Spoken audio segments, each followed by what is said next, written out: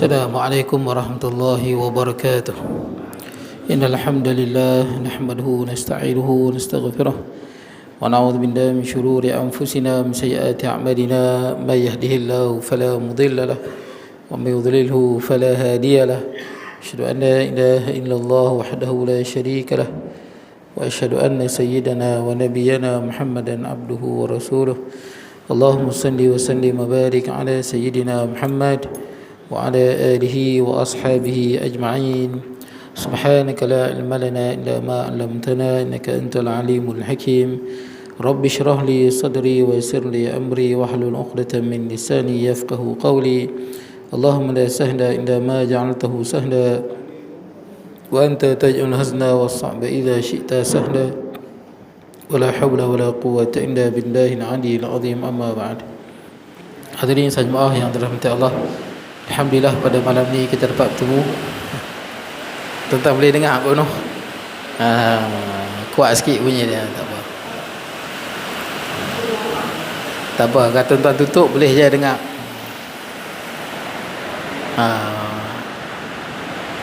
Atas ni zeng ke genting? Oh zeng, tak apa. Baik. Jadi kita tengok kitab kita Qaulul Tam fi Ahkam Imam wal Ma'mum. Kita berhenti di masalah yang ke-51. Betul lah? Itu yang saya tanda masalah 51.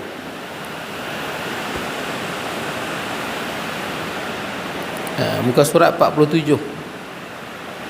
Betul lah? Malam ni kita akan berhenti awal sikit, lebih kurang 10 minit awal kan, kita akan buat tahlil lah. Untuk arwah Jamrud binti Sidik. Dia tuan-tuan niat sekali lah. Allah yarhamah, orang Melayu sebut lah. Kalau betulnya rahimahullah ataupun Allahu yarhamuha. Jamrud binti Sidik, orang perempuan. Baik, kita tengok masalah yang ke-51. Qala musannifu rahimahullahu ta'ala wa nafa'na bi ulumi fid darain. Kata pengarang, imam dan makmum lupa sujud sahwi. Lupa sujud sahwi. Sujud sahwi ni bukan wajib, sunat. Tapi jadi wajib kepada makmum kalau imam sujud. Jadi wajib mah. Imam sujud sahwi, kita wajib ikut. Sekalipun kita tak tahu pasal apa. Kita sembahyang dengan imam, sembahyang subuh, imam sujud sahwi, kita pelik pasal apa ni. Kita ikut saja. Boleh jadi imam tinggal selawat. Selawat dalam doa kunut tu sunat abad. Ada setengah orang baca doa kunut tu tinggal selawat. Dia duk baca doa panjang, dia baca doa kunut, lepas tu baca doa kunut nazilah. Kan apa? Ya qahar, ya jabar, ya muntaqim, ya Allah, Allahumma ya muzilal kitab wa ya mujidal sahab wa ya hazimal ahzab ihzim mansurna alaihim. Dia terus turun. Dia lupa wa sallallahu alaihi sayyidina Muhammad wa ala alihi washabihi wa baraka wasallam. Satamu wa sallallahu alaihi sayyidina Muhammad wa ala alihi washabihi wasallam pun tak parah. Itu sunat abad. Bila dia lupa, kan kadang-kadang ada imam dia baca kuat selawat, ada yang macam pelan. Boleh jadi dia lupa selawat. Kita ikut je tuan-tuan imam tu. Boleh jadi juga imam tu dia terlupa rakaat, dia syak. Lepas tu dia teringat, dia sunat sujud sahwi juga.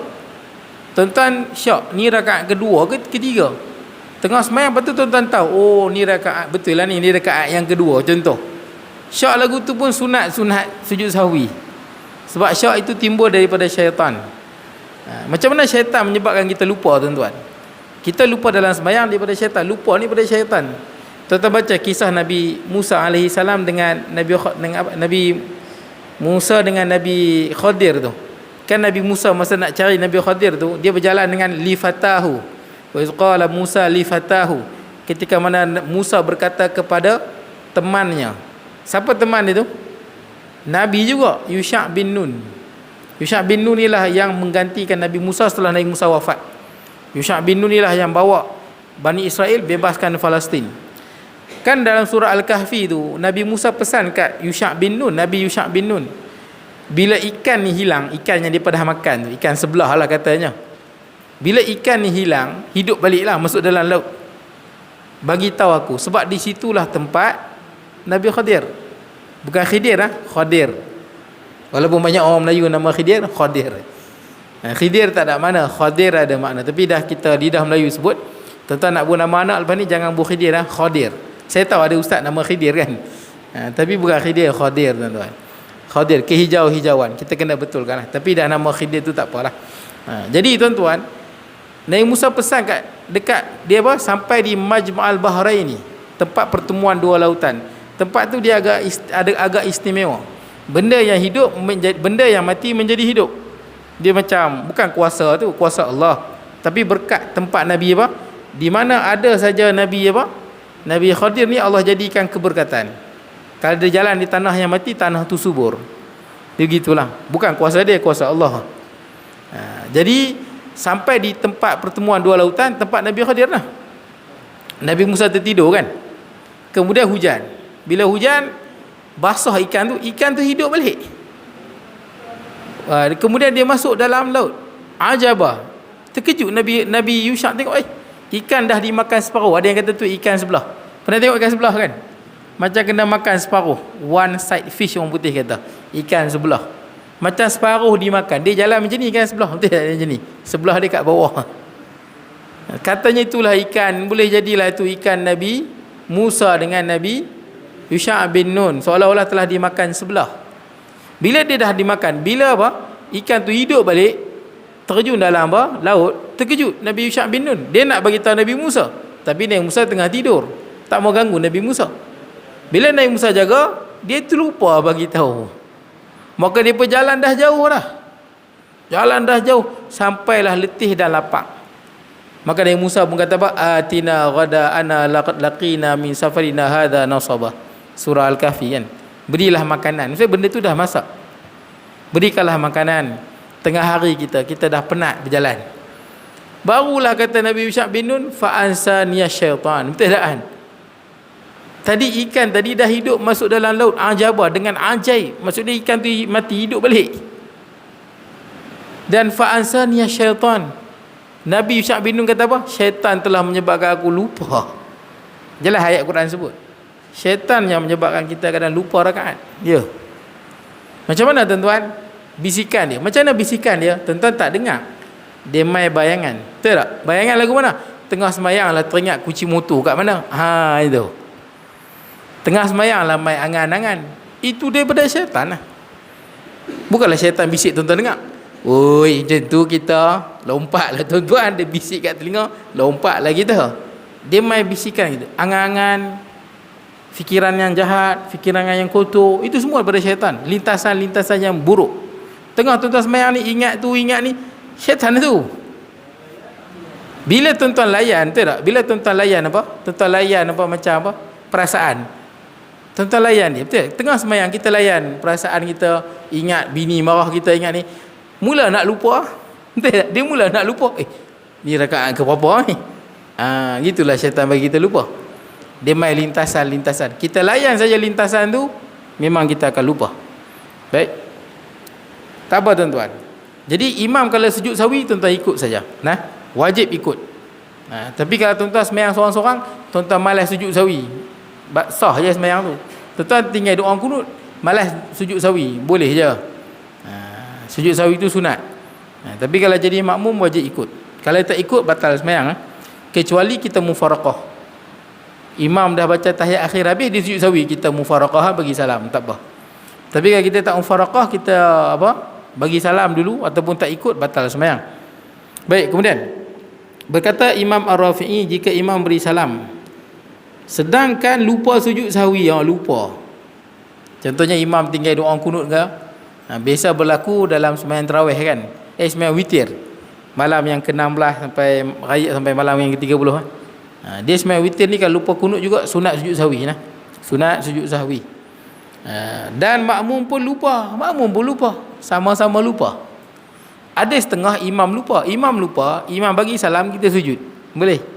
Pernah jadi semayang, imam semayang semayang sunat witir, itulah malam yang ke-16 sampai yang malam yang ke-30 Ramadan kan.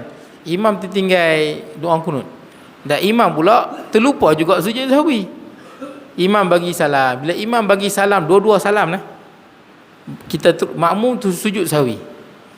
Jadi kalau ada makmum yang sujud, ada yang makmum yang tak sujud, tak apalah.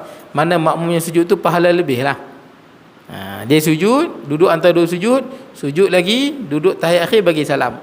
Dan tuan-tuan tak baca apa pun tak apa. Sunat je yang baca apa?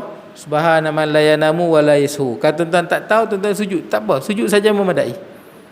Tuan-tuan tak baca apa pun, sujud tak baca apa, duduk antara dua sujud tak baca apa, sujud lagi sekali tak baca apa, duduk tahiyat akhir bagi salam, tak apa. Baca tu sunat. Tak wajib pun. Yang disyariatkan sujud 2 kali tu. Tapi kena ada tumaninah lah, sujud ada tumaninah, subhanallah. Baik. Juga memberi salam ia sertanya, kemudian teringat imam teringat. Imam lupa, makmum lupa. Imam dah bagi salam, makmum dah bagi salam, imam teringat bahawa ia terlupa sujud dan ia pun sujud, maka hendaklah makmum itu turut sujud bersama imam, berdasarkan imam itu kembali masuk semula kepada sembahyang. Dan berkata Imam Rafi'i lagi, dan jika makmum itu mengikut memberi salam dan teringat ia bagi sujud itu, kemudian imam kembali sujud sahwi, maka makmum janganlah mengikutnya, kerana salamnya makmum dengan sengaja itu mengandungi putusnya qudwah ikutan dengan imam. Dan ini jelaslah bahawa kekal qudwah tidak putus ikutan imam itu selepas salamnya dengan lupa untuk sujud sahwi atau lalu dengan meninggalkan sunat-sunat ba'd di dalam sembahyang. Makna dia apa? Makna dia kalau disebut di sini, kalau makmum tu janganlah mengikut kerana salam itu dengan sengaja itu mengandungi putusnya qudwah. Dan jika waktu itu mengikut memberi salam dan teringat ia bagi sujud itu, maksud dia kalau makmum tu tak lupa, imam bagi salam, dia pun bagi salam kali dengan imam, maka hang tak payah sujud lah. Pasal apa? Pasal hang patutnya sujud sebelum bagi salam. Betul tak? Adakah wajib ikut? Tak wajib. Tak wajib sebab kita dah bagi salam dengan imam.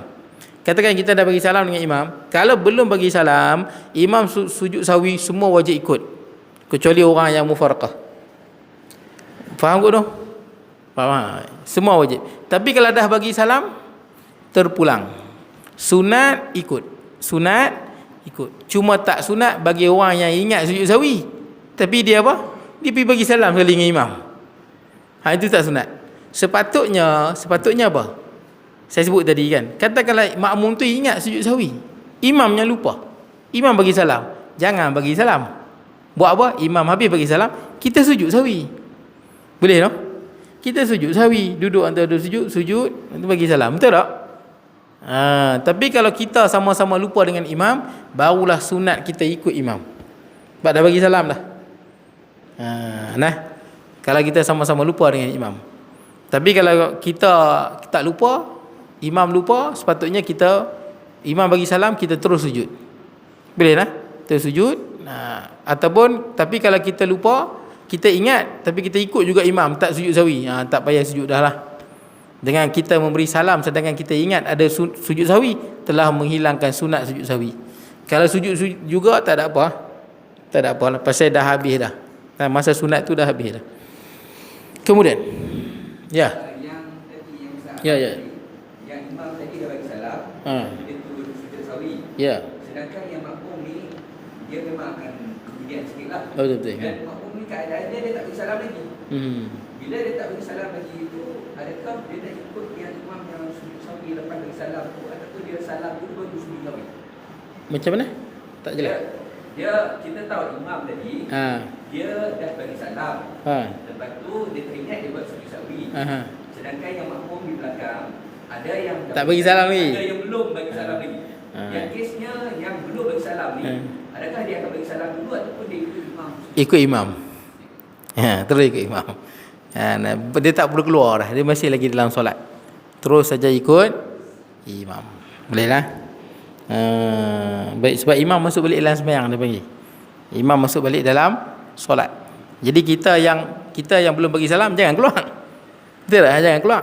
Imam dah masuk balik dalam solat. Kalau kita nampak lah imam dah masuk balik dalam solat. Tapi kalau kita bagi salam, maka tak sunat lagi untuk kita sujud sahwi. Sebab kita tahu sunat sujud sahwi, kita tak mau sujud. Baik, kemudian, tapi kalau tak tahu macam mana? Tak tahu. Dia tak tahu, maksudnya dia tak tahu hukum. Macam mana nak buat tu? Macam mana nak buat ni? Dia kalau dalam isu-isu yang apa, macam isu macam ni lah, isu yang jarang berlaku, isu-isu furuk, macam ni biasanya tak tahu dimaafkan. Contohnya dia tak tahu kan, dia tak tahu nak buat apa, jadi dia bagi salam juga. Ataupun patutnya kena ikut imam, dia bagi salam juga, dimaafkan. Sebab benda-benda dia dipanggil benda-benda yang jarang berlaku dan benda-benda yang agak halus. Baik. Tapi kalau ikut hukumnya dia kena ikut imam lah. Kemudian takbiratul ihram yang pertama masuk dalam sembahyang, dan yang kedua keluar daripadanya, dan yang ketiga masuk semula. Ini orang was-was tuan-tuan. Sebab tu imam kalau was-was, kalau boleh cari imam lain lah, gitulah. Kalau imam tu was-was lah, was-was teruk. Tapi saya pernah sebut kat tuan-tuan, kadang-kadang ada orang dia sembahyang seorang-seorang was-was, jadi imam dia tak was-was. Makna dia apa? Dia nak jadi imam. Tuan-tuan lantiklah jadi imam. Saya ada satu masjid punya teruk was-was. Bila AJK masjid tolak jadi imam, hilang was-was. Elok dia. Jadi tuan-tuan kalau ada yang was-was, tuan-tuan tolak sekali-sekala jadi imam tuan-tuan. Mana tahu hilang was-was dia. Baik. Tapi dalam ilmu ni penting juga tuan-tuan. Sebab semalam saya mengajar di masjid Ayat Putih, tahu masjid Ayat Putih, Kemunting tu kan, yang keluar tol ambil kanan tu, masjid tepi jalan jauh pada rumah orang sikit tu. Sebelum Taman Berkat. Masjid tu dulu tak ramai orang, lah ni ramai orang tu. Bagilah depa rajin mengaji. Semua ada kitab tuan-tuan. Macam itulah ada orang yang sponsor kitab. Semalam tapi sana saya tak mengajar kitab ni, saya mengajar kitab asas akidah Islam. Kita berakidah, semua akidah terbaik. Macam di masjid itulah, Masjid Kebun Gajah. Jadi masa sembahyang isyak tu, saya tak tahu imam tu tak boleh jadi imam. Saya kalau masjid memang saya segan nak jadi imam. Saya segan sebab kalau dah ada imam yang dilantik, dia yang paling afdal. Imam yang paling afdal, bukan ustaz. Jadi imam ni, hatta tuan-tuan kalau nak azan ke apa, tuan-tuan kena tanya imam dulu, nak kamat macam mana imam. Imam kata boleh jalan. Kira dia semua ikut imam lah. Dan yang paling afdal, bila tuan-tuan buka dalam kitab fiqh, imam yang paling afdal, imam yang dilantik, terutama oleh ulil amri lah. Yang nombor dua, yang dilantik oleh masjid. Dia lah yang paling afdal. Barulah ustaz-ustaz apa semua ni kemudian, bawah-bawah lagi. Jadi saya segan sikit jadi imam. Tapi ada setengah tempat macam di Penang, setengah tempat yang di Masjid Sungai Duri contoh, imam dia pun tak ada, ramai yang dah bencin. Semua tak mau jadi imam, tinggal dia seorang je. Saya kesian kat imam tu, dia tak larat. Tu tak apalah, memang saya duduk isyak memang saya naik lah, sebab dia tak larat. Dia seorang je jadi imam. Jadi di Masjid Ayat Putih tu imam ramai, jadi saya segan nak naik jadi imam. Jadi saya tak tahu yang imam tu dia tak apa sihat. Malam tengok sihat je, dia sihat, cuma dia banyak kahak banyak. Selalu dia okey je. Malam tu dia kahak banyak. Masa sembahyang maghrib okey. Masa sembahyang isyak tu macam ada kahak tu, mungkin dia di dada dia naik ke tengkuk dia.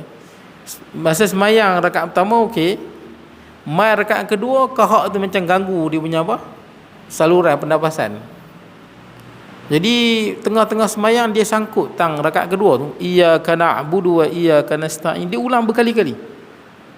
Berkali-kali dia ulang. Saya dah rasa apa? Kurang sedap lah. Macam dia risau serangan jantung kah. Jadi macam dia tak boleh tarik. Dia berapa kali dia cuba, dia rebah terus. Rebah kuatlah rebah tu, bukan rebah pelan, rebah macam nangka jatuh, bom jatuh. Dia ke belakang dia rebah. Nasib baik dia tak panik. Tuan-tuan kalau jadi orang tu jangan panik. Jangan semua pakat berhenti tuan-tuan. Ada setengah orang berhenti habis semua, bukan? Kenalah 2-3 orang yang tolong. 2-3 orang pergi tolong. Kena ada, jangan tak tolong semua biar kesian kat dia. Kenalah dia pergi tolong. Saya tengok ada 2 orang berhenti, pergi tolong dia. Yang lain semua tak berhenti. Itu cara dia, jangan berhenti. Yang tuan-tuan boleh lari semua ni, kalau gempa bumi takut runtuh, larilah semua. Tak apalah kalau nak lari macam tu. Tapi ni kalau tuan-tuan dalam keadaan lagu tu, jangan berhenti semua. Jangan silap, jangan jadi macam di Masjid Negara tu kan dulu. Tuan-tuan ingat tak? Yang tengah semayang ada orang main tampak dia tu. Tampak ketumbuk tu, orang Arab main. Ada yang kata orang Arab tu gila, ada yang kata dia tu Wahabi. Saya tak tahulah. Ada yang kata dia marah pasal baca bismillah kuat. Saya tak tahulah. Kan kalau macam di Mekah kan baca pelan. Bukan Wahabi, tu mazhab Hanbali. Mazhab Hanbali di Perlis baca pelan. Saya tak tahu, dia ada yang kata pasal dia marah imam baca bismillah kuat. Ada yang kata pasal dia tak siuman, wallahu alam, yang mana satu tuan-tuan. Tapi bila imam tu start baca Fatihah, dia keluar, yang dipi serang imam tu. Serang imam. Padahal masa tu sembahyang Jumaat, tuan-tuan, Masjid Negara kan live ni. Seluruh dunia tengok Masjid Negara, dia ada live. Dia macam Mekah tu. Kan hari Jumaat, siapa yang tak pergi Jumaat dia tengoklah kan live di TV tu. Yang tak pergi Jumaat ni maksud dia kalau dia sakit ke apa kan, musafir ke, dia tak pergilah Jumaat. Jadi tuan-tuan, tengah live ni, tengah live.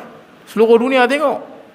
Lainlah kalau masjid Tebuk Matau mana ada live tuan-tuan, taklah segan sangat. Ini live seluruh dunia. Macam Mekah tu, tengah live semayang TV satu, mai pada mana Pak Arab tu dia main lempang imam. Memang kena berkali dia lempang imam tu. Lepas tu orang pergi ramai-ramai pergi cepuk imam pergi serang tu lah Pak Arab tu.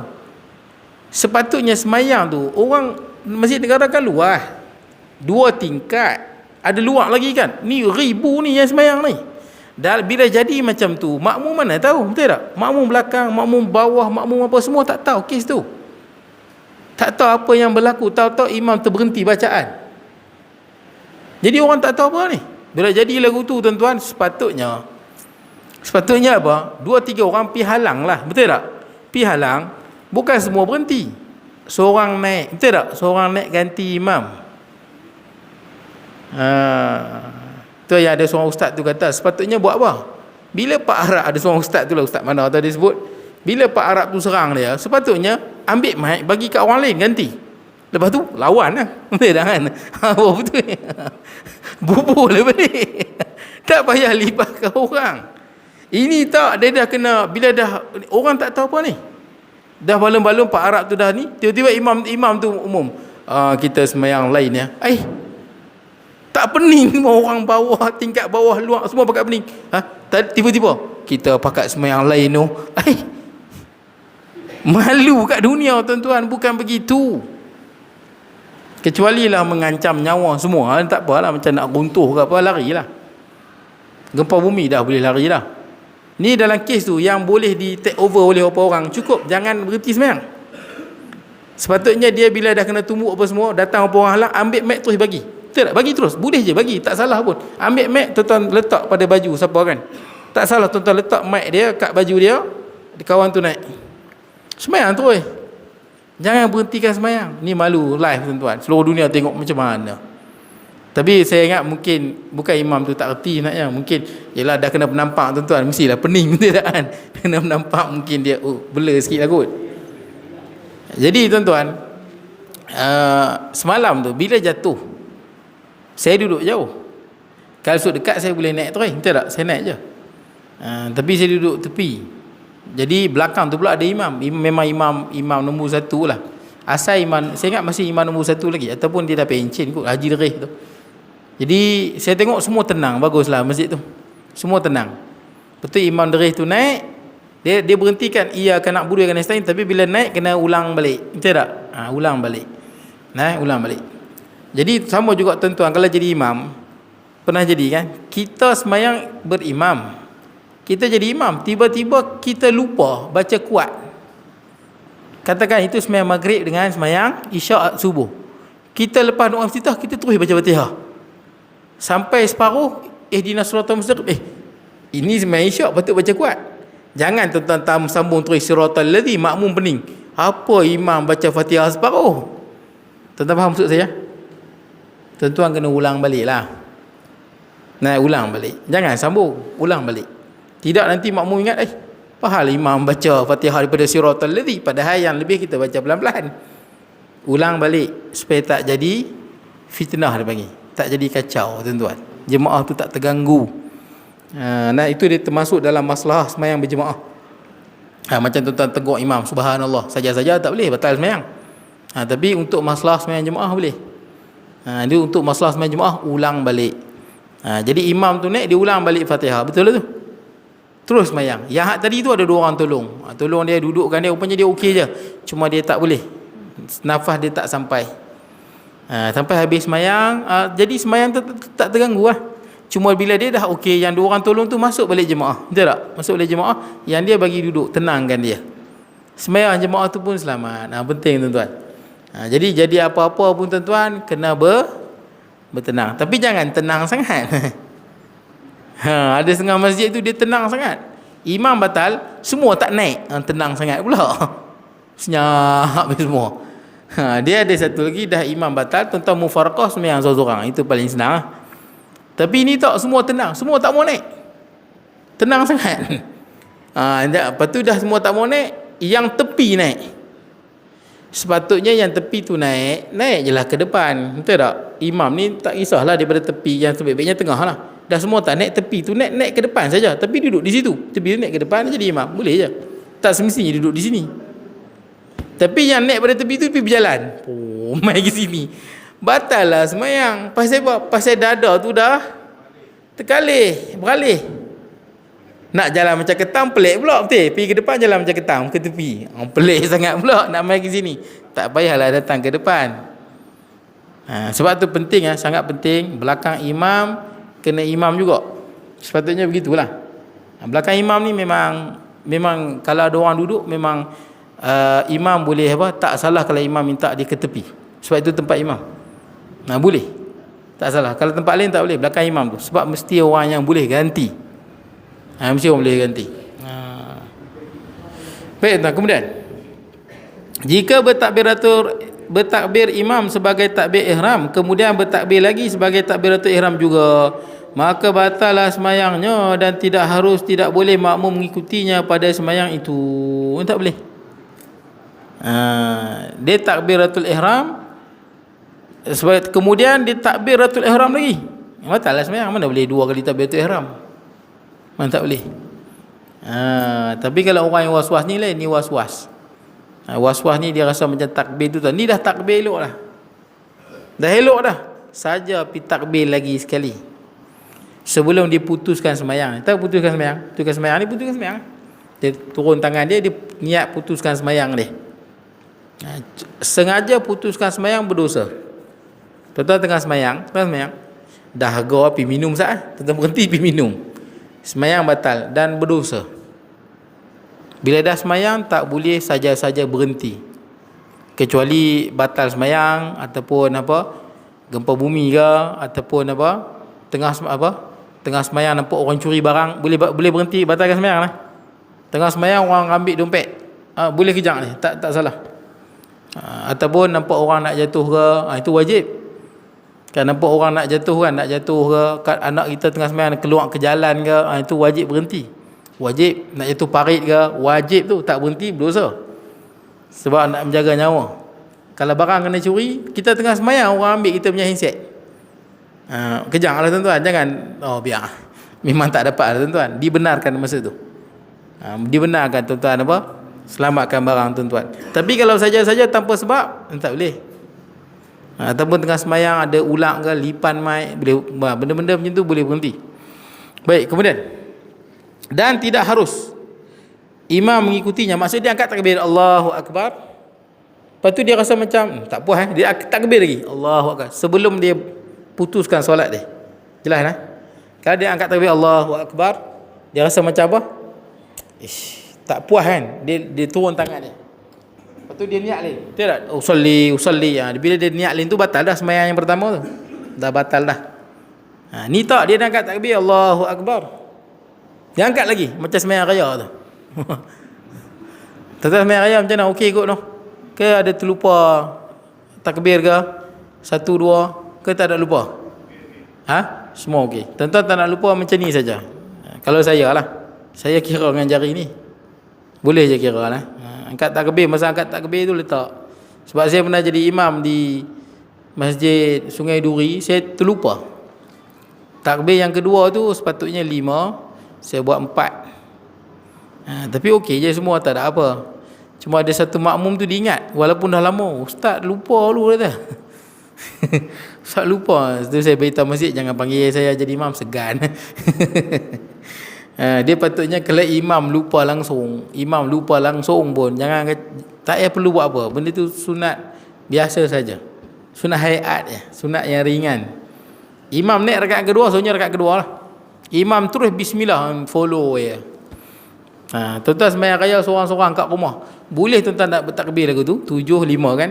Ataupun tuan-tuan rasa malas takbir, sembahyang macam biasa 2 rakaat. Boleh juga. Boleh lah. Sunat. Jangan tengok pula tuan. Orang dia tengok, imam lupa, subhanallah. Dia pergi buat batal. Imam lupa, dia buat batal sembahyang. Imam lupa takbir, dia buat seorang-seorang. Ada orang pernah saya jumpa. Rakaat kedua imam terlupa, seorang-seorang dia bertakbir tuan-tuan. Batal sembahyang. Baik. Kemudian, tapi saya lepas saya buat kira lagu ni tak lupa. Saya pun jadi imam juga dekat Selinsing baru ni. Kira lagu ni memang tak lupa. Naik sampai 7 kan. Lepas 7 terus apa? Baca Fatihah. Ada orang dah takbir yang ke-7 dia duduk tasbih lagi. Subhanallah, alhamdulillah. Tak, 7 takbir, 6 tasbih. 5 takbir, 4 tasbih. Ramai juga kita dengar dia dah takbir yang ke-5 duduk lagi. Subhanallah, alhamdulillah. Tak, takbir yang ke-5 kalau imam terus baca Fatihah. Kalau makmum takbir ke-5 dengar bacaan imam. Tak ada lagi tasbih. Ramai kita dengar takbir ke-5 subhanallah alhamdulillah. Kita dengar ramai lagi ni, lepas tu stop lah, dia duduk tasbih lagi. Ya ke? Baik, kemudian baik, dan jika ia mengikut juga padanya, nescaya batal lah sembahyang kedua-duanya. Tak boleh ikut lah. Dia dah angkat takbir Allahu Akbar, itu dia Allahu Akbar lagi, tak boleh ikut lah, batal sembahyang. Baik, kemudian dan jika makmum, saya jangan sikit lagi tuan-tuan, kita nak tahlil. Dan jika makmum bertakbiratul ihram di belakang imam, ketika ia takbiratul ihram yang pertama, kemudian bertakbir ia pula kali kedua dengan kasat takbiratul ihram, nescaya terputuslah qudwah dengan imam itu. Kerana orang yang sembahyang itu apabila ia mendatangkan dengan takbiratul ihram, bererti masuklah ia dalam sembahyang. Bila angkat takbiratul ihram pertama, masuk dalam sembahyang. Dan apabila ia bertakbiratul ihram kali yang kedua, bererti ia mengeluarkan dirinya dengannya daripada sembahyang. Habis dia keluar dari sembahyang. Mana ada takbir yang kedua? Baik. Dan apabila bertakbir ia kali yang ketiga, bererti ia masuk ke dalam sembahyang pula. Dan apabila bertakbir ia kali yang keempat, keluar ia lagi dengannya daripada sembahyang. Dan beginilah kalau ia bertakbir kemudian bertakbir dan memula dhabitnya bahawa masuk ia dengan gasal. Masuk dengan gasal, ini ganjil. Takbir yang pertama masuk, takbir yang kedua keluar, takbir yang ketiga masuk balik, takbir yang keempat keluar. Macam tu. Baik, dan keluar ia dengan genapnya. Demikianlah berkata al-ashab, ini ashab Syafi'i. Dan dijelaskan lagi oleh Syekh Abu Muhammad bahawa takbiratul ihram itu mengubah ia akan seseorang daripada keadaan yang ada padanya kepada keadaan yang lain, dan seperti mana juga mengubahnya daripada keadaan halal kepada haram dan akasnya. Begitulah angkat takbir, lepas tu rasa tak puas angkat takbir lagi. Begitu. Batal lah. Baik, kemudian dan bentuk masalah batal mengulangi takbir itu jika sekiranya seorang itu bertakbir yang kedua sebelum niat keluar. Niat itu saya kata sebelum niat keluar. Biasanya orang yang mufarrad, orang yang waswas ni angkat takbir Allah, Allah, itu memang tak ada masuk lagi tu. Allah, Allah, tak ada masuk sembahyang lagi. Ni dah masuk Allahu Akbar, dah masuk elok lah. Dia tak niat keluar. Tidak, dia pergi takbir lagi. Pasal tak puas yang pertama. Itu yang ni yang masuk dalam masalah ni. Baik, kemudian takbir yang kedua sebelum niat keluar pada sembahyang, takbir yang pertama. Tapi jika berniat ia menolak niat yang pertama itu pada takbir yang pertama dan memutihkan sembahyang kemudian bertakbiratul ihram, ia yang kedua nescaya sahlah sembahyang, tetapi berdosa ia. Berdosa. Sengaja membatalkan sembahyang, berdosa. Ia kerana keluar ia daripada sembahyang pertama. Dan jika sembahyang seorang di belakang imam, maka bertakbir ia kemudian bertakbir ia kali yang kedua. Maka adakah harus ia mengikutnya pada sembahyang ini, dan adakah harus berimam dengannya jika ditangguh ia memutuskan niat dan berniat ia keluar daripada sembahyang yang pertama, atau tidak harus berimam dengannya kerana asalnya tidak memutus ia niat yang pertama. Dan jika ia tidak memutuskan niat itu, maka ia tidak layak jadi imam kerana ia bukan lagi dalam sembahyang, dan juga makmum ada berasa ragu-ragu syak dalam hatinya. Adakah imam itu dalam keadaan sembahyang atau tidaknya, dan barang siapa ada keraguan pada keahlian imam itu, ia akan mengikutinya, maka tidaklah sah mengikutnya, seperti mana ragu-ragu ia pada keadaan imam lelaki atau perempuan. Makna dia, kalau kita sembahyang belakang imam tu, dia angkat takbir Allahu Akbar, lepas tu dia angkat takbir yang kedua, kan dia sebut kalau dia niat dia keluar sembahyang tak apa. Masalahnya kita sebagai makmum kita tak tahu dia ni niat ke tak niat. Kalau itu jangan ikut dia, sebab kita ragu-ragu dia ada niat keluar ke dia tak ada niat keluar. Nampak tak? Dia ada niat keluar ke tak ada? Jadi kita ragu-ragu, tak payah, ikut dia. Ya. Masalah yang akan berlaku adalah apabila kita masih dalam saf dan dia berada di depan imam, dia terus dengan solat. Kita yang di belakang. Sebab dia akan tak sendiri nanti. Imam sujud, kita tak sujud. Imam rukuk, kita tak rukuk. Kita keluar. Jadi apa yang harus yang terbaik Kalau ikut asasnya memang begitulah, kita tak ikut imam. Kita akan rukuk dulu, mungkin dia imam rukuk dulu, memang kita tak ikut dia dah. Cuma jadi tak dari segi hukum tak ada masalah, sebab memang kita tak ikut dia pun. Pandangan orang kan. Dia ni pasal apa? Betul tak? Pasal bukan semua orang tahu. Orang yang tak tahu mesti orang pelik. Pasal apa pula haji sembahyang seorang-seorang. Padahal kita sedang ada masalah pada imam. Sama juga kes dia, kita sembahyang belakang imam, kita nampak ada tek cicak belakang kaki imam. Tegur imam tak tahu. Bukan imam tak mau berhenti, imam tak tahu aku buat salah apa. Betul tak kan? Jadi masalah bukan imam je tak tahu, jemaah lain pun tak tahu. Pasal apa pergi tegur imam? Imam okey ya, betul tak kan? Orang akan salahkan kita. Apa masalah haji ni duduk subhanallah, subhanallah, subhanallah? Betul tak? Orang lain semua tak nampak, kita seorang je nampak. Jadi kita bila ada setengah ustaz kata, kita kena pergi duduk tepi apa? Imam duduk tepi imam, lagi kacau. Betul tak? Imam tak tahu dia ni pasal apa. Betul tak? Takkan nak cakap tak cicak imam. Batal sembahyang. Ada setengah orang kata dia duduk tepi imam, betul suruh imam berhenti. Mana boleh? Imam tak tahu apa, betul nak cakap? Tak cakap tunjuk kiri macam ni. Imam. Imam mana tahu. Habis tu macam mana? Sebenarnya yang paling tepat mufaraqah itu je yang paling tepat sebenarnya. Ada orang kata tak, kok mana pun imam mesti turun. Nak turun lah ke mana imam tak tahu. Imam tak tahu. Bukan imam je tak tahu, jemaah lain pun tak tahu. Seolah-olah kita yang buat kacau jemaah tu. Betul tak? Jemaah jadi kacau pasal kita. Takkan tuan-tuan nak paling beritahu hampa tak tahu tak cicak tu. Batal sembahyang. Habis tu macam mana? Kita niat mufaraqah, tapi dah mufaraqah dah jadi tak sama. Macam mana nak buat? Kalau tuan-tuan follow juga imam, boleh batal sembahyang. Bukan tuan-tuan follow, tuan-tuan tak follow, tuan-tuan dah niat mufaraqah dah. Allah, 10 minit tuan. Masalah ni berapa? Kita tak boleh bila tuan-tuan dah tak ikut imam tu. Macam dulu kan ada orang yang agak dia ekstrim sikit lah kalau dalam bab politik. Kalau imam yang dia tak suka, dia tak niat ikut imam, kan ada kan. Patutnya tak boleh macam tu. Imam ni walaupun parti berbeza, kita tengok di Islam kena ikut lah. Dia macam tu konsep dia. Maksud dia bersederhana lah. Dalam politik kena bersederhana. Sekali pun kita nampak dia bukan parti kita, dia tak boleh lah niat lagu tu. Betul tak? Kita follow lah belakang ni macam biasa. Selagi mana kita tengok dia orang Islam, dia sembahyang betul, ikut saja. Baik, jadi tuan-tuan, ada saya pun pelik bila buat macam tu boleh batal sembahyang. Banyak je saya jumpa, dia kata saya ikut imam tu, dia tak bukan parti aku tak niat ikut dia. Tapi duduk belakang imam, follow, boleh batal sembahyang. Kenapa batal sembahyang? Masa imam tu baca Fatihah hang diam. Mana boleh dalam sembahyang duduk diam lama-lama? Tak boleh. Tuan-tuan sembahyang tuan-tuan termenung lama-lama, batal sembahyang.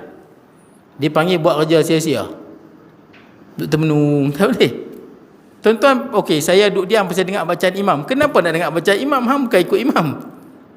Nampak? Lepas tu bila kita dah baca Fatihah, imam baca surah panjang, kita duduk dengar lagi bacaan imam. Padahal tak boleh dah, kita bukan berjemaah. Faham maksud saya, no? Memang batal. Sembahyang imam tak batal, sembahyang dia batal. Sebab dia duduk melangut lama. Dia nak kata dengar baca imam, dia tak ikut imam. Habis tu macam mana nak buat? Cara dia, bila imam baca surah, tuan-tuan baca surah juga. Faham maksud saya? Tuan faham, no? Kalau imam, contohnya lah, imam baca apa?